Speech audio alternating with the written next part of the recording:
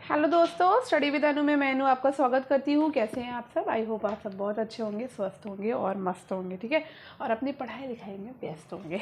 तो चलिए आज करते हैं हम 2011 का टीजीटी का पेपर। तो जैसे कि आपको पता है कि हम यहाँ पर प्रैक्टिस सेट कर रहे हैं और हम प्रीवियस ईयर के जो हमारे जो पेपर्स है उन्हें भी सॉल्व कर रहे हैं, साथ ही प्रैक्टिस सेट भी हम लगाते जा रहे हैं, ठीक है। तो इससे पहले हम 3 प्रैक्टिस सेट सॉल्व कर चुके हैं, 2021 का, 2019 का, 2013 का, और अब हम 2011 पे पहुंच गए हैं। तो अगर आप मेरे चैनल पर नए हैं तो मैं आपको थोड़ी सी जानकारी दे देती हूँ। ये वीडियो आपका आता है शाम को 6 बजे, जिसमें आप प्रैक्टिस कर रहे हैं हिस्ट्री की, यानी कि जो भी एलटी ग्रेड का एग्ज़ाम हिस्ट्री से दे रहा है, या जो जीआईसी का एग्ज़ाम हिस्ट्री से दे रहा है, जो टीजीटी का एग्ज़ाम हिस्ट्री से दे रहा है, जो पीडीजी का एग्ज़ाम हिस्ट्री से दे रहा है, उसके लिए ये यूज़फुल है। इसके साथ ही साथ दोपहर को 12 बजे एक क्लास आती है जिसमें मैं आपको 12th क्लास की एनसीईआरटी में हिस्ट्री करवा रही हूँ, और 11th क्लास की एनसीईआरटी में मैं आपको पॉलिटिकल साइंस करा रही हूँ। तो वो भी ऐसे आते हैं, तो आप दोनों क्लासेस को देख सकते हैं।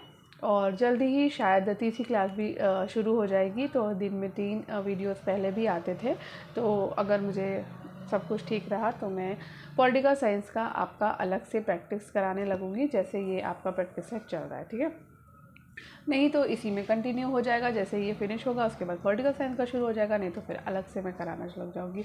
तो अगर आप मेरे चैनल पर नए हैं यानी स्टडी विद अनु पे नए हैं तो स्टडी विद अनु को सब्सक्राइब कर लीजिए और बेल आइकन को कर लीजिए प्रेस, ठीक है।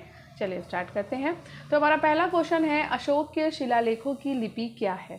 तो अशोक के शिलालेखों की जो लिपि है वो आपकी ब्राह्मी लिपि है। तो अशोक के अभिलेख प्राकृत भाषा में तथा ब्राह्मी लिपि में लिखे गए। उसके 2 अभिलेखों शाहबाजगढ़ी और मानसेरा की लिपि ब्राह्मी न होकर खरोष्टी है, ठीक है। तो वैसे तो ब्राह्मी लिपि में है, लेकिन शहबाजगढ़ी और मानसेरा जो उसका अभिलेख है उसकी लिपि खरोष्टी है, और ये दाईं से बाईं ओर लिखी जाती थी।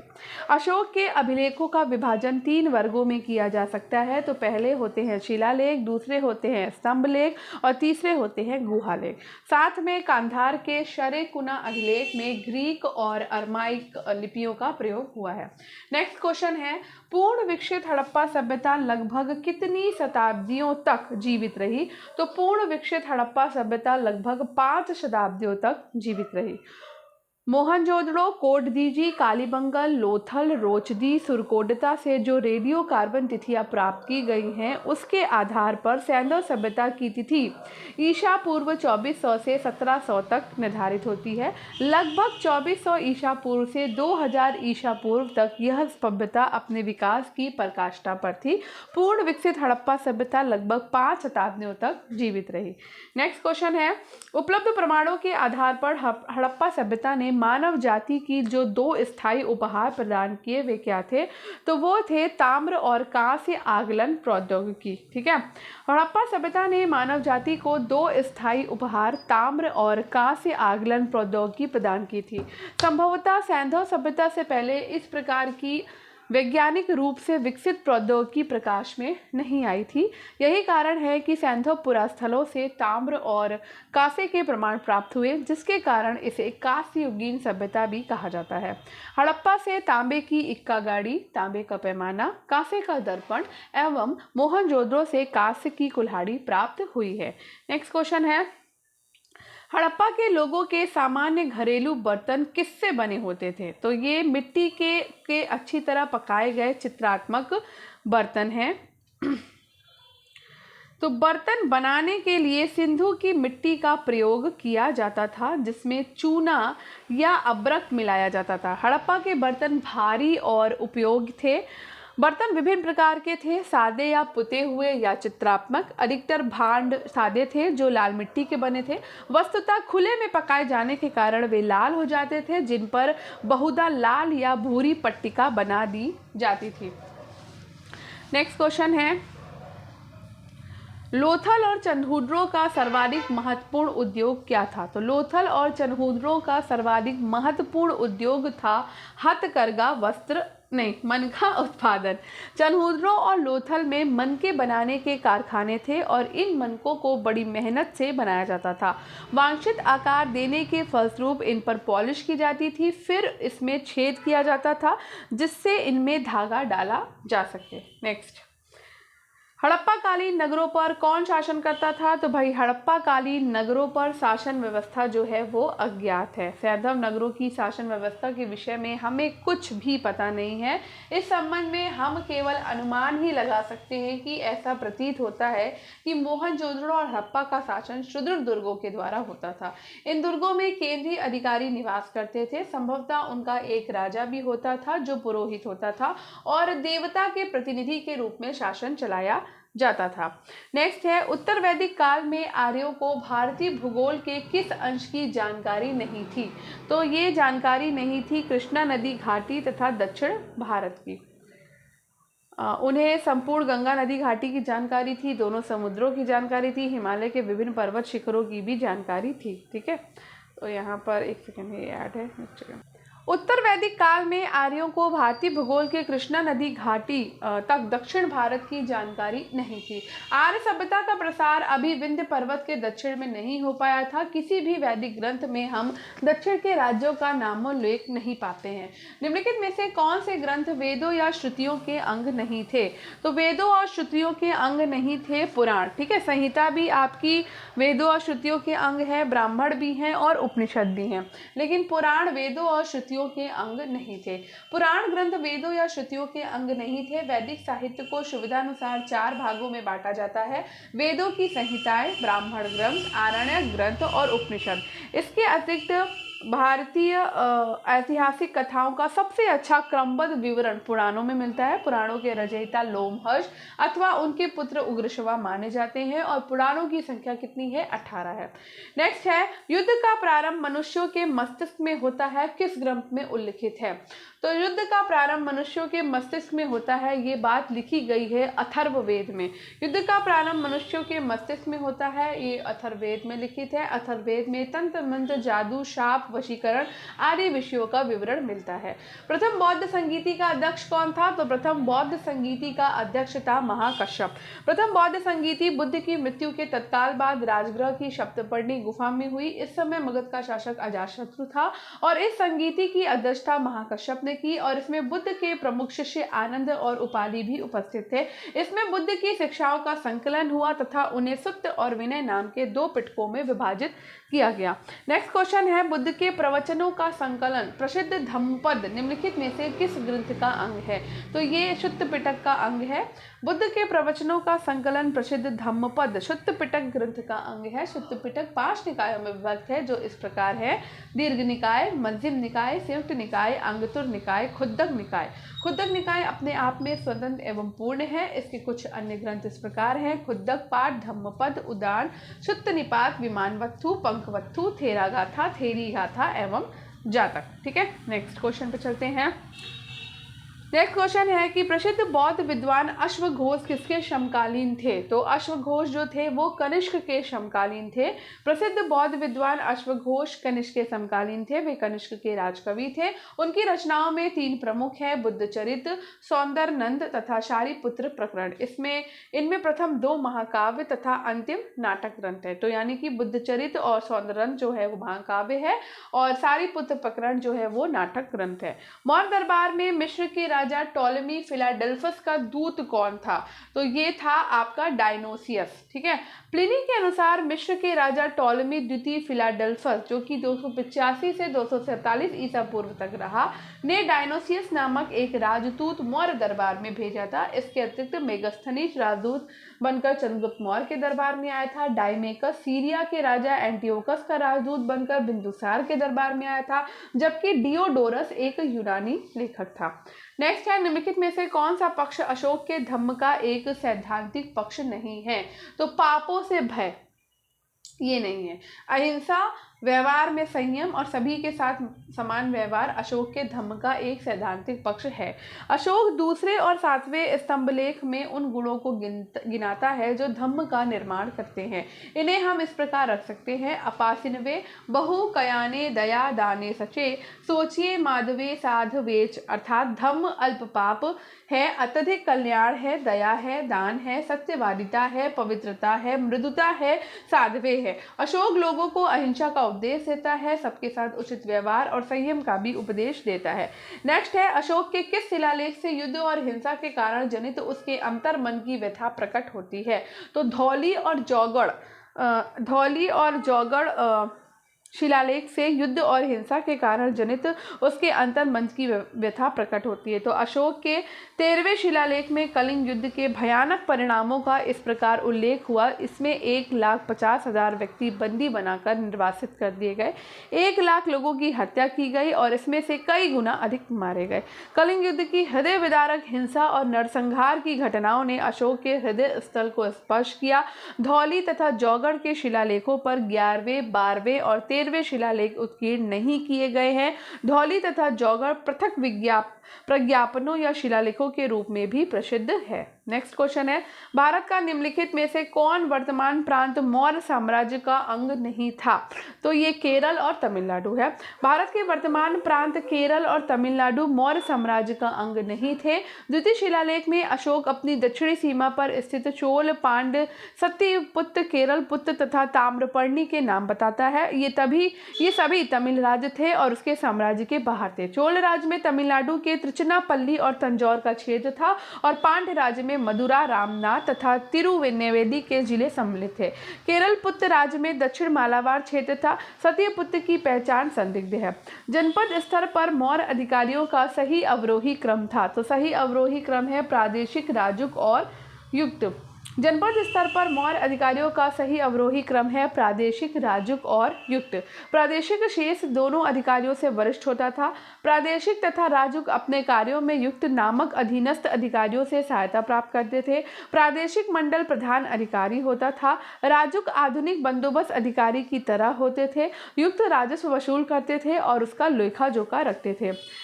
नेक्स्ट क्वेश्चन है, मौर्य काल में शिक्षा का सर्वाधिक प्रसिद्ध केंद्र था? तो मौर्य काल में शिक्षा का सर्वाधिक प्रसिद्ध केंद्र था तक्षशिला। तक्षशिला शिक्षा का एक प्रसिद्ध केंद्र था। कौटिल्य तक्षशिला के शिक्षा केंद्र का प्रमुख आचार्य था। वो स्वभाव से अत्यंत रूढ़िवादी और क्रोधी था। पुराणों में उसे द्विजशर्व यानी कि श्रेष्ठ ब्राह्मण कहा गया। प्राचीन भारत के शिक्षा केंद्रों में नालंदा विश्वविद्यालय सर्वाधिक उल्लेखनीय है और इसकी स्थापना कुमारगुप्त प्रथम ने 415 से 455 ईस्वी में करवाई थी। वल्लभी विश्वविद्यालय की स्थापना मैत्रेक वंशी शासक भट्टार्क ने की थी। यहाँ मैत्रेक राजवंश की राजधानी थी। नेक्स्ट है, सारनाथ से प्राप्त अशोक के स्तंभ पर कौन सा पशु उत्कीर्ण नहीं है? तो सारनाथ से प्राप्त अशोक के स्तंभ पर हिरण उत्कीर्ण नहीं है। कुकुदमान यानी कि कुबड़ वाला वृषभ है और हाथी है, अश्व है। सारनाथ से प्राप्त अशोक के स्तंभ पर हिरण नहीं है। सारनाथ के स्तंभ का सिंह शीर्ष सर्वोत्कृष्ट है। इसके फलक पर 4 सजीव सिंह पीठ से पीठ सटाए हुए और चारों दिशाओं की ओर मुंह किए हुए दृढ़तापूर्वक बैठे हैं। सिंहों के मस्तक पर महाधर्मचक्र स्थापित था जिसमें मूलतः 32 तीरियां थी। सिंहों के नीचे 4 चक्र बने हैं जो धर्मचक्र प्रवर्तन के प्रतीक हैं। इस पर 4 पशुओं हाथी, घोड़ा, बैल और सिंह यानी कि गज, अश्व, बैल और सिंह की आकृतियां उत्कीर्ण हैं। नेक्स्ट है, राजेंद्र चोल ने किस पाल नरेश को पराजित किया? तो राजेंद्र चोल ने महिपाल प्रथम को पराजित किया था। राजेंद्र चोल ने पाल नरेश महिपाल प्रथम को पराजित किया। राजेंद्र चोल ने अपने पुत्र विक्रम चोल के नेतृत्व में सेना भेजी। गोविंद चंद्र को जीतने के बाद उसने बंगाल के पाल शासक महिपाल के ऊपर आक्रमण कर उसे भी पराजित किया। पराजित पाल नरेश युद्ध क्षेत्र से भाग गया। इस अभियान का उद्देश्य गंगा नदी का पवित्र जल लाना था। दक्षिण भारत में चोलों का वास्तविक संस्थापक कौन था? तो ये था राजराज प्रथम। दक्षिण भारत में चोल साम्राज्य का वास्तविक संस्थापक परांतक द्वितीय सुंदर चोल का पुत्र अरिमोली वर्मन यानी कि राजराज प्रथम था, जो 985 ईस्वी के मध्य में राजराज की उपाधि धारण कर गद्दी पर बैठा। अपनी अनेक सामरिक सफलताओं और साम्राज्य प्रशासन हेतु नवीन सफल शासन प्रणाली के कारण उसे चाले वंश का सबसे महान शासक माना जाता। चाले नहीं, चोल वंश का। निम्नलिखित में से किससे चोल साम्राज्य के प्रशासनिक संभावों का सही अवरोही क्रम ज्ञात होता है? तो मंडलम, कोट्टम और नाडो। प्रशासन की सुविधा के लिए विशाल चोल साम्राज्य 6 प्रांतों में विभाजित था। प्रांत को मंडलम कहा जाता था। मंडलम का विभाजन कोट्टम अथवा वलनाडु में हुआ था, जो आजकल की कमिश्नरियों के बराबर होते थे। प्रत्येक कोट्टम में कई जिले होते थे। जिले की संख्या नाडु थी। अतः चोल साम्राज्य के प्रशासनिक प्रभागों का सही अवरोही क्रम है मंडलम, कोट्टम और नाडु। चोल राजा किस मत के संरक्षक थे? तो चोल राजा शैव मत के संरक्षक थे।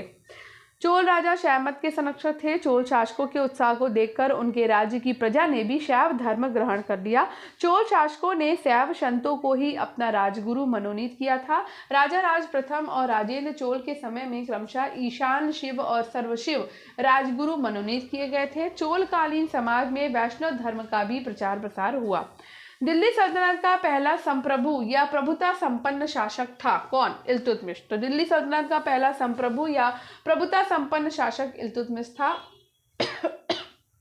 उसने सुल्तान के पद की स्वीकृति गोर के किसी शासक से नहीं बल्कि 1229 में बगदाद के अब्बासी खलीफा से मान्यता का अधिकार पत्र प्राप्त किया था। नेक्स्ट है, लोधी वंश के शासक किस जाति या प्रदेश से मूलतः संबंधित थे? तो विशुद्ध अफगानी, अफगान या पठान। ठीक है, तो लोधी वंश के शासक अफगानों की एक महत्वपूर्ण शाखा शाहू खेल से संबंधित थे। दिल्ली के इससे पहले के सभी सुल्तान तुर्क थे, लेकिन लोधी विशुद्ध अफगानी थे। लोधी वंश का शासन 1451 से 1526 ईस्वी तक रहा। अंततः पानीपत के युद्ध में बाबर ने इब्राहिम लोधी को हराकर 1526 में मुगल वंश की स्थापना करी। नेक्स्ट है, अलाउद्दीन खिलजी के द्वारा बाजार नियंत्रण व्यवस्था या आर्थिक अधिनियमों के पीछे क्या उद्देश्य था? तो सीमित वेतन में अपने सैनिकों को संतुष्ट रखना था। बाजार नियंत्रण और वस्तुओं के मूल्यों को निर्धारित करने में अलाउद्दीन का उद्देश्य राजनीतिक था। एक बड़ी सेना रखना, अपने सैनिकों को एक निश्चित और नगद वेतन देकर उनको जीवन की सुविधाएं उपलब्ध कराना और इस उद्देश्य की पूर्ति के लिए वस्तु के मूल्यों को बढ़ने से रोकना इसका मुख्य उद्देश्य था तथा बाजार नियंत्रण इस उद्देश्य की पूर्ति हेतु एक साधन था। मोहम्मद बिन तुगलक के द्वारा सांकेतिक मुद्रा का प्रचलन संबंधी प्रयोग किस कारण से विफल सिद्ध हुआ? ये व्यापक स्तर पर नकली सिक्कों की ढलाई के कारण जो है विफल हुआ था। सुल्तान मोहम्मद बिन तुगलक ने सिक्कों के नकल ना किए जाने की व्यवस्था नहीं की और नागरिकों ने इसका लाभ उठाकर नकली सिक्के बनाना शुरू कर दिया, अतः उसके मुद्रा प्रचलन संबंधी प्रयोग सफल नहीं हुए। नेक्स्ट है, फिरोज शाह तुगलक ने किसकी स्मृति चिरस्थायी रखने के लिए जौनपुर नगर की स्थापना की थी? तो मोहम्मद बिन तुगलक की स्मृति को चिरस्थायी रखने के लिए उसने जौनपुर नगर की स्थापना की थी। फिरोज तुगलक ने 300 नवीन नगरों का निर्माण कराया और उसके द्वारा बसाए गए नगरों में फतेहाबाद, हिसार, फिरोजपुर, जौनपुर, फिरोजाबाद प्रमुख थे। जौनपुर नगर की स्थापना उसने अपने भाई जौना खां यानी कि मोहम्मद बिन तुगलक की स्मृति में करवाई थी। बहमनी साम्राज्य की स्थापना के लिए निम्नलिखित में से कौन सी परिस्थिति उत्तरदायी थी? तो अमीरान ए सादाह विद्रोह। ठीक है, तो दक्कन के अमीरान ए सादाह के विद्रोह के कारण मोहम्मद बिन तुगलक के शासनकाल के अंतिम दिनों में बहमनी साम्राज्य की स्थापना हुई। हसन गंगू नामक एक सरदार अलाउद्दीन हसन बहमन शाह की उपाधि धारण करके 1347 में सिंहासनारूढ़ हुआ और बहमनी साम्राज्य की नींव डाली। नेक्स्ट है, बहमनी साम्राज्य और विजयनगर साम्राज्य के मध्य शत्रुता से संबंधित कौन सा विवादग्रस्त क्षेत्र था?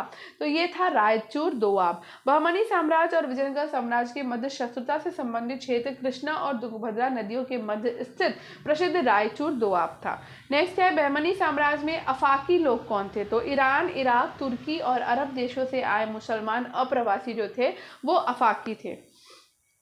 अफाकियों के आगमन से बहमनी शासन और संस्कृति पर विदेशी विशेषता ईरानी प्रभाव बढ़ने लगा। इस प्रकार इस युग में बहमनी साम्राज्य पर विदेशियों, दक्खनियों और हिंदुओं का विस्तृत प्रभाव पड़ा, परंतु इनमें दो वर्गों अर्थात दक्खनियों एवं अफाकियों, ईरानी, अरब और तुर्कों के मध्य इस सीमा का विद्वेष की वृद्धि हुई कि वो बहमनी साम्राज्य के विनाश का प्रमुख कारण बना। वो कौन सुल्तान था जो स्वयं को नायाब एक खुदाई या ईश्वर का प्रतिनिधि कहता था? तो वो था बलबन। बलबन स्वयं को नायाब एक खुदाई या ईश्वर का प्रतिनिधि कहता था। इस प्रकार बलबन के राजतत्व सिद्धांत का स्वरूप और सार फारस के राजतत्व से प्रेरित था। उसके अनुसार राजा जिल्ले अल्लाह अर्थात ईश्वर का प्रतिबिंब है। तैमूर को सैयद वंश प्रतिनिधि खिज्र खान द्वारा संस्थापित राजवंश क्यों कहा जाता है? उसने तथा उसके उत्तराधिकारियों ने सैयद नाम से शासन किया। खिज्र खां पैगंबर का वंशज था। खिज्र खां पूर्वी तुर्किस्तान की सैयद जनजाति का था। वो इस्लामी धर्मशास्त्र का एक प्रतिष्ठित विद्वान था। तैमूर को सैयद वंश प्रतिनिधि खिज्र खां के द्वारा संस्थापित राजवंश कहा जाता है क्योंकि खिज्र खां पैगंबर का वंशज था। मध्य एशिया के महान सेनानायक तैमूर ने 1398 में सुल्तान नासिरुद्दीन महमूद के शासनकाल में भारत पर आक्रमण किया और खिज्र खां को लाहौर, मुल्तान और दीपालपुर की सूबेदारी सौंपी थी। सल्तनत काल में उत्तराधिकार का क्या सामान्य नियम था? तो अमीरों के मंतव्य और गद्दी के लिए दावेदार व्यक्ति की अपनी शक्ति एवं क्षमता या योग्यता। सल्तनत काल में उत्तराधिकार का कोई निश्चित नियम। नेक्स्ट है बरीद कौन थे? तो गुप्तचर और सूचनाएं एकत्रित करने वाले बरीद होते थे। ठीक है, बरीद गुप्तचर और सूचनाएं एकत्रित करने वाले थे। गुप्तचर विभाग का प्रधान अधिकारी बरीद मुमालिक होता था। ठीक है, सल्तनत कालीन केंद्रीय शासन व्यवस्था में सर्वोच्च एवं असाधारण पदासीन अधिकारी कौन था? नायाबे मुल्क।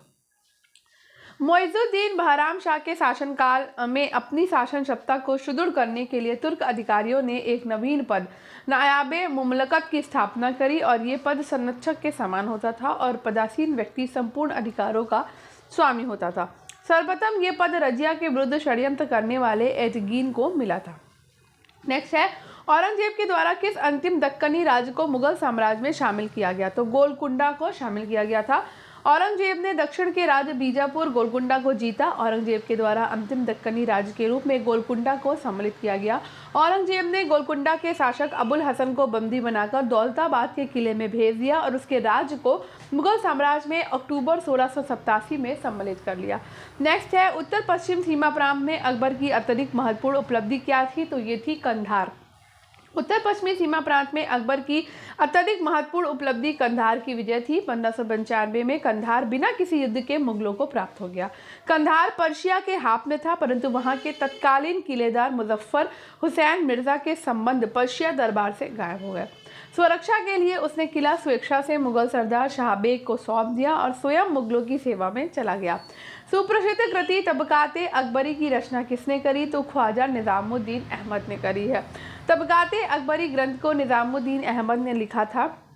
निजामुद्दीन ने तबकाते अकबरी को 3 भागों में विभाजित किया। मुंतखाब उल तवारीख बदायूनी, अकबरनामा अबुल फजल, कानून हुमायूंनामा ख्वांद मीर ने। मुगल शासन व्यवस्था के संबंध में निम्नलिखित कौन सा कथन सत्य नहीं है? तो सम्राट को इस्लामी परंपराओं का पालन करना पड़ता था। निसंदेह मुगल शासन व्यवस्था की उत्पत्ति का आधार सैनिक था। मूलतः मुगल शासन केंद्रीकृत शासन था जिसमें बादशाह संपूर्ण राज्य और प्रशासन का प्रधान और सभी शक्तियों का निर्विवाद उपभोग करने वाला था। इसके अतिरिक्त सम्राट के द्वारा मंत्रियों से परामर्श लेना आवश्यक नहीं था। मुगल साम्राज्य का प्रांतों में विभाजन पहली बार किसने किया? तो ये अकबर ने किया था। मुगल साम्राज्य का प्रांतों में विभाजन पहली बार अकबर ने किया। अकबर ने 1580 में अपने संपूर्ण साम्राज्य को 12 सूबों में विभाजित किया, किंतु शासनकाल के अंतिम समय में दक्षिण भारत के बरार खानदेश अहमदनगर की विजय के पश्चात सूबों की संख्या बढ़ाकर 15 हो गई।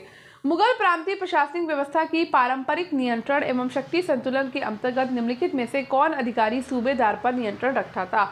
तो वो रखते थे दीवान। प्रधानमंत्री को दीवान के कार्य दे दिए गए और बाद के समय में दीवान ही राज्य का वजीर और प्रधानमंत्री होने लगा। बख्शी का कार्य सेना की देखभाल करना था। फौजदार सरकार जिले का प्रमुख प्रशासक होता था। वाकिया ए नवीस समाचार लेखक था, अतः सूबेदार पर नियंत्रण दीवान रखता था। परगना या महाल के प्रशासन का प्रभारी अधिकारी कौन होता था? तो ये सिकदार होता था। सिकदार परगने का प्रमुख अधिकारी था। वो एक सैनिक अधिकारी था। उसका प्रमुख उत्तरदायित्व परगने में शांति और व्यवस्था स्थापित रखना तथा लगान वसूल करने में सहायता देना था। अकबर ने आमील की नियुक्ति परगने की मालगुजारी वसूल करने के लिए किया था। बितिक्षी यह एक लिपिक था जो भूमि एवं लगान संबंधी कागजात तैयार करता था। पोतदार परगने का खजांची होता था। भारत में मनसबदारी प्रथा की उत्पत्ति किसके शासनकाल के साथ संबद्ध की जा सकती है? Genghis Khan. प्रत्येक सैनिक अधिकारी को मनसब पद प्रदान किया जाता था। मनसबदारी व्यवस्था मुगल सैनिकों का मूलाधार थी जो मंगोलों यानी कि चंगेज खान की दशमलव पद्धति पर आधारित थी। बादशाह उनको अपने मनसब के अनुसार वेतन देता था। मनसब कोई पदवी या पद संज्ञा नहीं थी, वरन ये किसी अमीर की स्थिति को दर्शाती थी और इसका अर्थ पद या श्रेणी था। किसने सफलतापूर्वक विद्रोह करके जागीर को अपने सैनिक कैंप में बंदी बना लिया? तो वो था महाबत खान। महाबत खान ने सफलतापूर्वक विद्रोह करके जागीर को अपने सैनिक कैंप में बंदी बना लिया। अब जब नूरजहां को इस बात की सूचना मिली कि महाबत खान ने बादशाह को कैद कर लिया है, तो उसने आशफ खां को इसके लिए दोषी ठहराया। नेक्स्ट है मुस्लिम कानून का प्रतिपादन करने के लिए कौन उत्तरदायी था? काजी उल कुजार।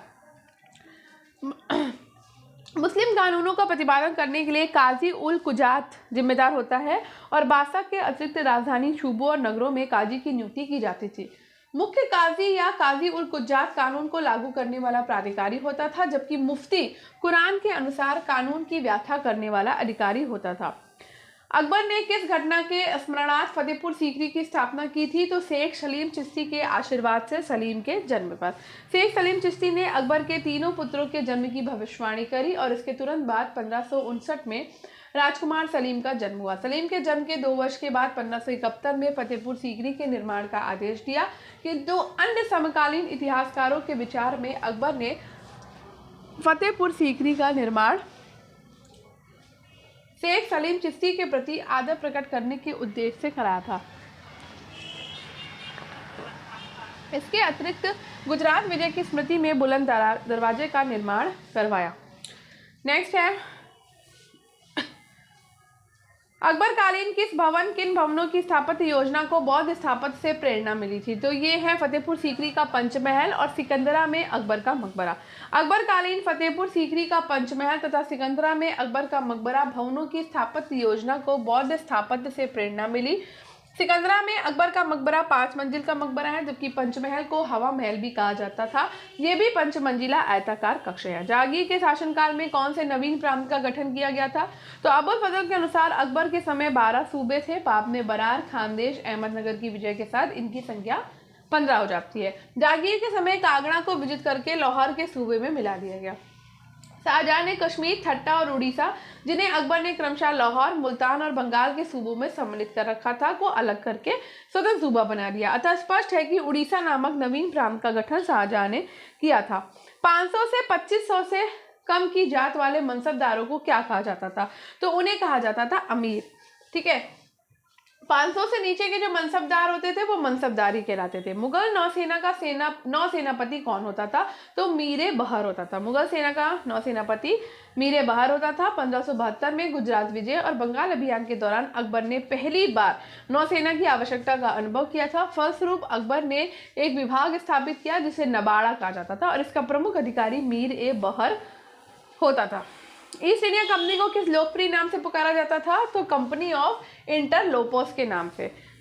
ईस्ट इंडिया कंपनी को कंपनी ऑफ इंटरलोपर्स लोकप्रिय उपनाम से पुकारा जाता था। इंटरलोपर्स गिल्ड कंपनी को सामूहिक रूप से व्यापार करने वाली कंपनी या संस्था के रूप में जाना जाता था। प्रारंभ में लंदन में इस कंपनी के 28 संचालक थे, जो इसके साझेदारों द्वारा वार्षिक रूप से निर्वाचित होते थे। कंपनी के दैनिक कार्य निर्देशक करते थे, जिन्हें कोर्ट ऑफ डायरेक्टर कहा जाता था। भारत में थियोसॉफिकल सोसाइटी को सफलता और लोकप्रियता प्रमुख रूप से किसके कारण प्राप्त हुई? तो श्रीमती एनी बेसेंट के कारण।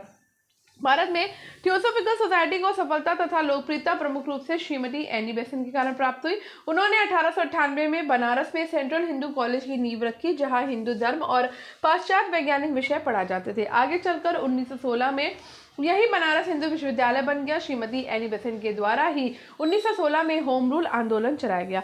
थियोसॉफिकल सोसाइटी के किस साहसिक कार्य को जनसाधारण की स्वीकृति एवं भरपूर समर्थन प्राप्त हुआ था? तो ये थे भारत के युवकों की शिक्षा। थियोसॉफिकल सोसाइटी की स्थापना 1875 में अमेरिका में हुई। इसकी स्थापना एक रूसी महिला हेलेना पेट्रोवना ब्लास्की और एक अमेरिकी सैनिक अफसर कर्नल स्टील अलकॉट ने की थी। इस सोसाइटी के अनुयायी हिंदू धर्म, जो एक राष्ट्रीय धर्म था, और बौद्ध धर्म, जिसे प्राचीन धर्मों को पुनर्जीवित कर उन्हें मजबूत बनाने की वकालत की। वे पुनर्जन्म और कर्म के सिद्धांत को स्वीकार करते थे और सांख्य और उपनिषदों के दर्शन को अपना प्रेरणा स्रोत मानते थे। वे विश्व बंधुत्व की भावना का समर्थन करते थे। भारत के युवकों की शिक्षा के कार्य को जनसाधारण की स्वीकृति एवं भरपूर समर्थन प्राप्त हुआ है। भारतीय जनता से किसने कहा कि तुम वीर बनो, साहसी बनो, हिम्मत करो, इस बात पे गर्व करो कि तुम एक भारतीय हो, प्रत्येक भारतीय मेरा भाई है? तो ये कथन है विवेकानंद का। उन्होंने रामकृष्ण मिशन की स्थापना की थी। ठीक है, किसने अलीपुर षड्यंत्र कांड में फंसे अरविंद घोष का एक बड़ी कुशलता से बचाव किया था? तो ये चित्तरंजन दास ने किया। अलीपुर षड्यंत्र कांड में फंसे अरविंद घोष का चित्तरंजन दास ने बड़ी कुशलता से बचाव किया। अलीपुर षड्यंत्र कांड में अरविंद घोष और उनके भाई बारिंद्र घोष सहित 34 लोग कैद कर लिए गए थे, मगर 15 लोगों को सजा हुई और उनमें से कुछ, जिनमें बारिंद्र घोष भी शामिल थे, को आजीवन कारावास देकर काला पानी भेज दिया गया। अरविंद घोष को क्या कर दिया गया? रिहा कर दिया गया। नेक्स्ट है, महात्मा गांधी द्वारा स्थापित हरिजन संघ के संस्थापक अध्यक्ष कौन थे? तो ये थे घनश्याम दास बिरला। महात्मा गांधी के द्वारा स्थापित हरिजन संघ के संस्थापक अध्यक्ष घनश्याम दास बिरला थे। पूना समझौते जो कि 1932 में हुआ था, महात्मा गांधी अस्पृश्यता विरोधी आंदोलन में रुचि लेने लगे और इस प्रकार अखिल भारतीय अस्पृश्यता विरोधी लीग की स्थापना हुई, जिसका नाम परिवर्तन करके हरिजन सेवक संघ कर दिया गया। गांधी जी ने केवल एक बार कांग्रेस की किस वार्षिक अधिवेशन की अध्यक्षता की थी? तो वो बेलगाम अधिवेशन था, यानी कि बेलगाम 1924। गांधी जी ने बेलगाम अधिवेशन की अध्यक्षता 1924 में की। कानपुर 1925 अधिवेशन की अध्यक्षता सरोजनी नायडू ने। काकीनाडा अधिवेशन 1923 की अध्यक्षता मौलाना मोहम्मद अली ने। गुवाहाटी अधिवेशन 1926 की अध्यक्षता एस श्रीनिवासन अयंगर ने की थी और इसी अधिवेशन में पहली बार कांग्रेस कार्यकर्ताओं को खादी पहनना अनिवार्य कर दिया गया। नेक्स्ट है, किसने हाथ से बुने हुए खादी के वस्त्र पहनकर शाही दरबार में भाग लिया था? गणेश वासुदेव जोशी ने। गणेश वासुदेव जोशी ने हाथ से बने खादी के वस्त्र पहनकर शाही दरबार में भाग लिया। 12 जनवरी 1872 को उन्होंने खादी उपयोग में लाने की शपथ ली और उसे आजीवन निभाया। खादी का उपयोग कर उसका प्रचार प्रसार करने वाले जीवी जोशी पहले देशभक्त थे। बाद में स्वदेशी का विचार सबसे पहले उन्होंने ही दिया था। उनके द्वारा किए गए सार्वजनिक कार्यों के कारण उन्हें सार्वजनिक काका ही कहा जाने लगा था। किस वायसराय को भारतीय राष्ट्रवाद का उत्प्रेरक कहा गया है? तो कर्जन को कहा गया। कर्जन को भारतीय राष्ट्रवाद का उत्प्रेरक कहा गया। कर्जन की नीतियों के समर्थक फ्रेजर ने माना है कि भारत में राष्ट्रीयता का प्रारंभ कर्जन ने किया। गोखले ने कर्जन की तुलना मुगल सम्राट औरंगजेब से की। महाराष्ट्र के एक समाज सुधारक जो लोकहितवादी उपनाम से प्रसिद्ध थे, गोपाल हरि देशमुख है। महाराष्ट्र के एक समाज सुधारक जो लोकहितवादी उपनाम से प्रसिद्ध थे, वे गोपाल हरि देशमुख थे। दादा भाई नौरोजी को grand old man of India कहा गया है। महादेव गोविंद रानडे को महाराष्ट्र का शुक्रात कहा जाता है। ज्योतिबा फुले ने सत्यशोधक समाज की स्थापना की और गुलामगिरी नामक पुस्तक लिखी है। ये किसने कहा कि राजनीतिक स्वतंत्रता राष्ट्रीय प्राणवायु है? तो ये अरविंद घोष का कहना था। अलीपुर षड्यंत्र केस के मुकदमे से छूटने के बाद अरविंद घोष ने अपने राजनीतिक और दार्शनिक विचार दिए। आगे चलकर उन्होंने आतंकवादी क्रियाकलापों को त्याग दिया और सन्यासी हो गए तथा पौंडीचेरी में अपना आश्रम स्थापित किया। वेदों की ओर वापस लौटो का आदर्श वाक्य किसने दिया है? तो ये दयानंद सरस्वती ने दिया है। वेदों की ओर वापस चलो का आदर्श वाक्य दयानंद सरस्वती ने दिया था। उन्होंने 1875 में बंबई में आर्य समाज की स्थापना करी। 1877 को उन्होंने अपना मुख्यालय लाहौर को बनाया और इनके विचारों एवं चिंतन का संकलन इनके द्वारा प्रकाशित पुस्तक सत्यार्थ प्रकाश में प्राप्त होता है। इसी के साथ हमारा ये वाला जो प्रैक्टिस सेट है वो ख़त्म होता है और अब हम कल करेंगे ये वाला 2010 का प्रैक्टिस सेट। तो आई होप आपको जो है क्लास पसंद आ रही होगी। थोड़ा सा मैंने फास्ट किया है आज, उसका कुछ रीज़न है। तो मिलते हैं कल की क्लास में और अगर पसंद आया हो तो लाइक और शेयर ज़रूर कर दीजिएगा, चैनल को सब्सक्राइब कर दीजिएगा। मिलते हैं कल 2010 का पेपर सॉल्व करते हैं, ठीक है? तो बाय बाय।